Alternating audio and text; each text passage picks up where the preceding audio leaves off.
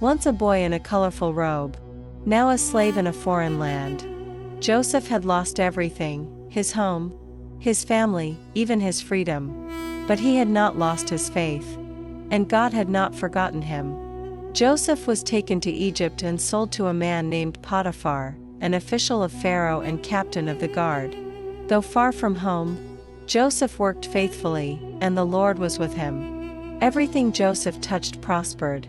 Potiphar saw that the Lord was with him, and made him overseer of his entire household. But trouble was waiting. Potiphar's wife began to notice Joseph. Potiphar's wife spoke. "Come lie with me." Day after day, she tempted him. But Joseph refused. Joseph with a firm reply. My master trusts me with everything. How could I do such a wicked thing and sin against God? One day, when no one else was around, she grabbed his cloak, but Joseph ran. Angry at his rejection, she screamed and accused him of attacking her. Potiphar was furious. Though he knew Joseph's character, he had him thrown into prison. Joseph had done nothing wrong, yet again. He suffered for doing what was right. But even in prison, God was with him. In time, the prison keeper noticed Joseph's wisdom and kindness, and put him in charge of the other prisoners. One night, two new men arrived, Pharaoh's chief cupbearer and his chief baker. Both had troubling dreams. Cupbearer. I saw a vine with 3 branches. It budded, blossomed, and produced grapes. I took the grapes and placed them into Pharaoh's cup. Joseph gently. This is the interpretation. In 3 days, Pharaoh will lift you up and restore you to your position. Remember me when it happens. Then the baker shared his dream. Baker nervously. I saw 3 baskets of bread on my head. Birds came and ate from the top basket. Joseph sadly. In 3 days, Pharaoh will lift off your head, and the birds will eat your flesh. 3 days later, just as Joseph said, the baker was executed, and the cupbearer was restored.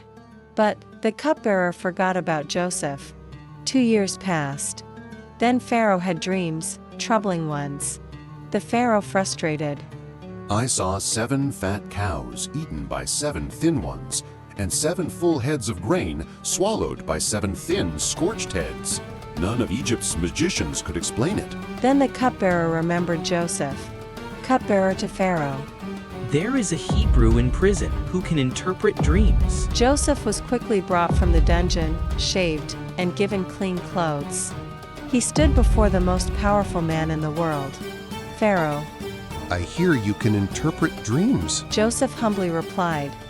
I cannot, but God will give Pharaoh the answer he seeks. Joseph listened and explained. There will be 7 years of great abundance, followed by 7 years of severe famine. God has shown you what is to come. Joseph advised Pharaoh to store food during the good years to prepare for the famine. The Pharaoh amazed. Can we find anyone like this man, in whom is the Spirit of God? That very day, Pharaoh made Joseph ruler over all Egypt, second only to himself. Joseph, once a prisoner, now wore fine robes, rode in Pharaoh's chariot, and had the authority to save an entire nation. He was 30 years old. The dreams God had given him were beginning to come true. Joseph was forgotten by man, but never by God. Every step, every trial, every delay was preparation. Even in the prison, God was building a leader. When life feels unfair, when the wait feels long, remember Joseph. The pit is not the end of your story. With God, even the darkest places can lead to the brightest destiny. Every story has a beginning, but these stories? They were written by the author of life himself.